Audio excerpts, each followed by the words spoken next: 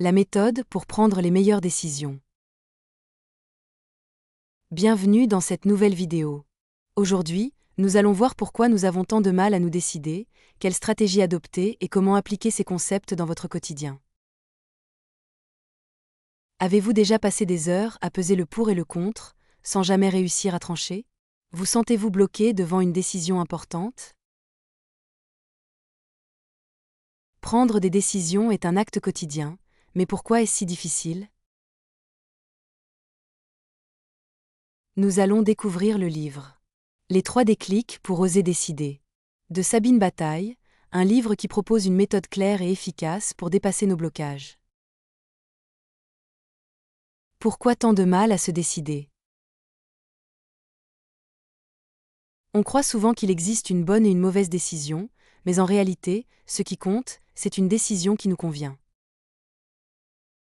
L'auteur nous explique que l'indécision vient souvent de la peur de se tromper, du stress ou d'un manque de clarté sur ce que nous voulons vraiment. Plutôt que de chercher la perfection, il est essentiel de comprendre nos besoins, nos valeurs et nos objectifs. Une décision alignée avec nous-mêmes est toujours une bonne décision.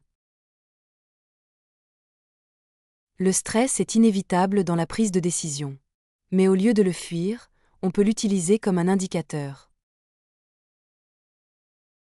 Ce stress nous signale ce qui est important pour nous et nous pousse à agir. Les 3 étages de l'immeuble décisionnel.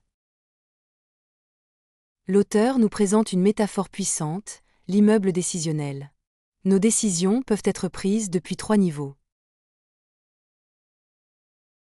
Émotions et sensations. Le premier étage. C'est le niveau instinctif, ce que je ressens. On réagit sous l'effet des émotions et des ressentis corporels. Une décision impulsive ou dictée par la peur peut venir de cet étage.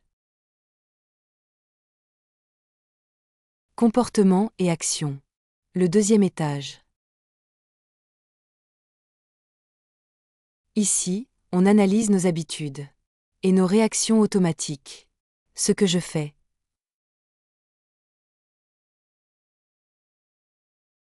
On s'appuie sur des stratégies connues, influencées par nos expériences passées. Pensée et cognition. Le troisième étage. C'est le niveau de la réflexion et de l'intuition, ce que je pense. On met en perspective nos valeurs profondes, nos objectifs à long terme et notre logique. Idéalement, une bonne décision se prend en harmonisant ces 3 niveaux. Quel impact sur la vie? Pendant longtemps, Jean a repoussé une décision importante, quitter son emploi pour se lancer dans un projet personnel. Il oscillait entre la peur de l'inconnu et l'envie de changement.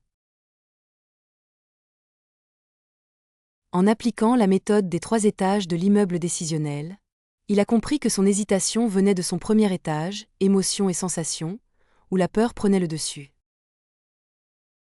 Il a ensuite analysé son comportement habituel, deuxième étage. Il attendait toujours trop avant d'agir.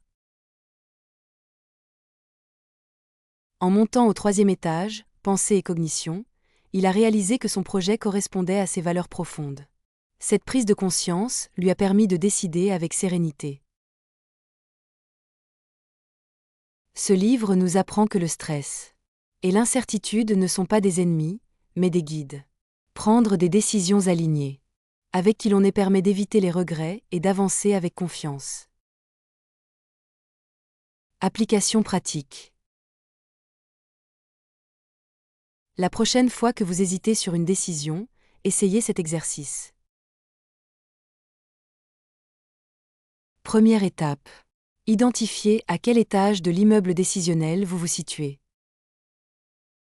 Êtes-vous dominé par une émotion forte, premier étage, une habitude ou une réaction automatique, deuxième étage, ou une réflexion logique et alignée avec vos valeurs, troisième étage?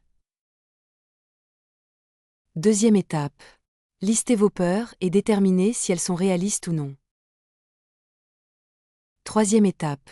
Demandez-vous: Cette décision est-elle alignée avec mes valeurs et mon intuition? Dernière étape. Fixez une date limite pour trancher. Et vous, quel est votre plus gros blocage dans la prise de décision? Prendre une décision ne signifie pas choisir sans hésitation, mais plutôt comprendre comment nous fonctionnons pour trancher. Avec confiance. En appliquant la méthode des 3 étages de l'immeuble décisionnel, vous pourrez enfin avancer avec sérénité. N'oubliez pas, un livre peut changer une vie. Pourquoi parler des livres? Un livre est un ami fidèle et discret qui ne trahit jamais. Pourquoi écrire? Pour impacter, transmettre et ne pas oublier. Merci d'avoir pris le temps de regarder cette vidéo. Nous espérons que vous avez trouvé ce contenu inspirant. N'oubliez pas de vous abonner pour plus de conseils. Et surtout, prenez un moment pour commenter ci-dessous. À bientôt.